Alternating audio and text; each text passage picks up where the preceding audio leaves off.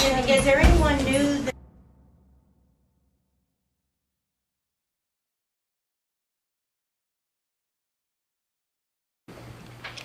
Well, first I'd like to thank you for inviting me, give me the opportunity to talk about my campaign and tell you a little bit about me and some of the things that I think distinguish me from the other candidates. I left the U.S. Merchant Marine at 23 years old and joined the sheriff's office as a deputy sheriff in 1967. In the following years that I worked at the sheriff's office as a deputy, I was promoted to and worked in every supervisory rank in law enforcement. Then I left there and went to law school and practiced law briefly. I came back and was elected sheriff in 1988. I was elected and re-elected for 4 terms. And during those 16 years that I was there, I moved the sheriff's office forward. When I took over, the agency had a reputation for brutality, corruption, and incompetence. And many of you may remember that. That's why I won the election the first time, because they needed to change. Well, I changed the sheriff's office. I did not run for re-election in 2004 because I made a term limits promise to the people of this county.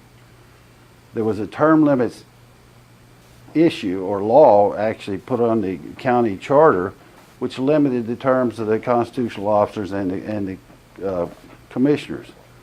I challenged that law, not because the term limits issue, but because I thought it was in derogation of the independence of the office of sheriff. If you put term limits on the sheriff under the county charter, then the sheriff becomes a charter officer and not an independent constitutional officer answerable directly to the people. So I challenged it. In 2002, the Supreme Court agreed with me and they struck down the term limits. There were no term limits for the sheriff or the other officers or the county commission. But I kept my promise and I did not run for re-election, and I probably would have won if I did.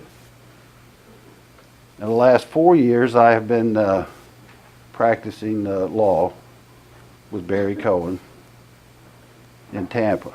And when Coates decided he wasn't going to run again, I was inundated with phone calls from people that want me to come back. And that's when I decided to come back. But you know, people ask me, they say, Everett, why are you running for sheriff again? The real question is, why did I leave in the first place? I left because I made a promise to the people in derogation of really lawfully I could have run again. I ask you, how many elected officials do you know that made a term limits promise and kept them? Well, if you'll check my record, I did. I'm the only candidate that graduated from the FBI Academy and the FBI National Executive Institute. I could stand here all night and tell you about all the things we did at the sheriff's office while I was there, but I have a record you can look at. I also have 2 years in the state legislature. You can look at my voting record there. If you wonder about my political leanings, the record's there. No other candidate has a record. I think if you want to know what somebody's going to do in the future, look at what they've done in the past. And I'm very proud of my record as your sheriff and protecting the office of sheriff, because I think it's a unique position in our country. It's a position that a lot of people would like to do away with. But I am a firm believer that the office of sheriff should remain as an elected position, independent and reporting only to the people. And that's why I'm coming back, to help preserve that and to make sure that the sheriff's office continues on a positive note. How are we doing on time? You got a little bit more if you need. You got No, 10 I've got questions. Yeah, we're ready to go if Ready you to are. go? Okay. Okay. Is that okay? You want me to start Sure. first? Okay. First question. Explain your position on public union collective bargaining and if you support or oppose collective bargaining. Well, I spent 14 years as the sheriff of this county and an officer in the State Sheriff's Association, including the president of the State Sheriff's Association. battling the police unions, collective bargaining. I didn't think it had a place, at least under the elected sheriff. But unfortunately, the Florida Supreme Court reversed its decision from 1968, and deputies have a right to collective bargaining now. I didn't like it, but I had to live with it. And that's the law, so I'll live with it until it's changed. But So you currently oppose it? I've always opposed collective bargaining in the public sector, particularly as it relates to law enforcement. Okay. In the sheriff's office. The best collective bargaining agent the deputy sheriff can have is the sheriff, not a union leader. Okay. Good. Second question. Would you work with or against the federal government going door to door taking away people's guns in a crisis like Katrina? Can a county override gun laws? Well, first off, my record on the Second Amendment is it's there. I'm the only candidate that's a member of the NRA.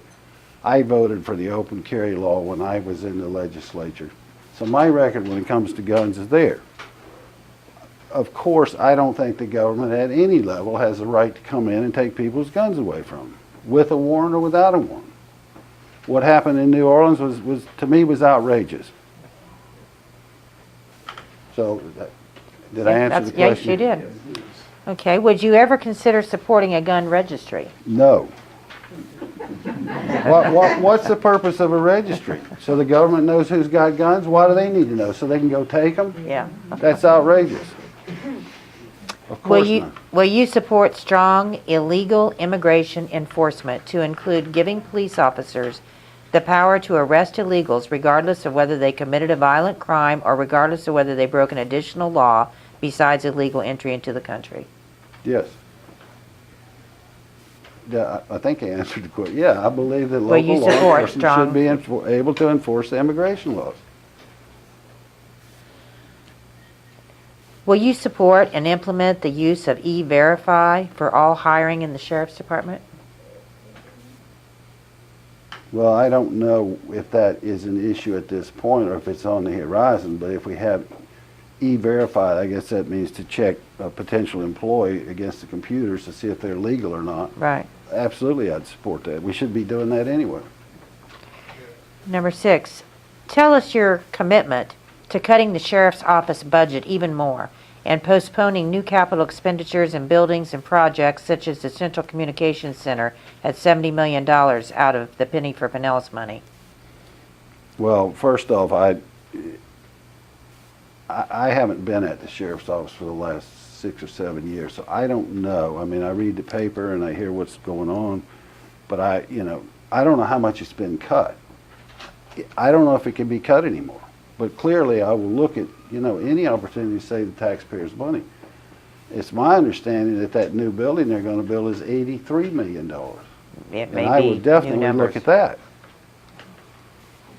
I mean, but I can't stand here and say that I'm going to cut the budget or I think they're spending too much on this thing or that thing, but I will look at it.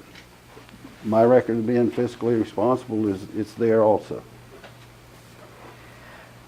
The Occupy movement has First Amendment rights, but their agenda is escalating and now hundreds have been arrested. Additionally, police have been injured, property has been destroyed, and there has been infringement on others' rights. What is your view of this movement?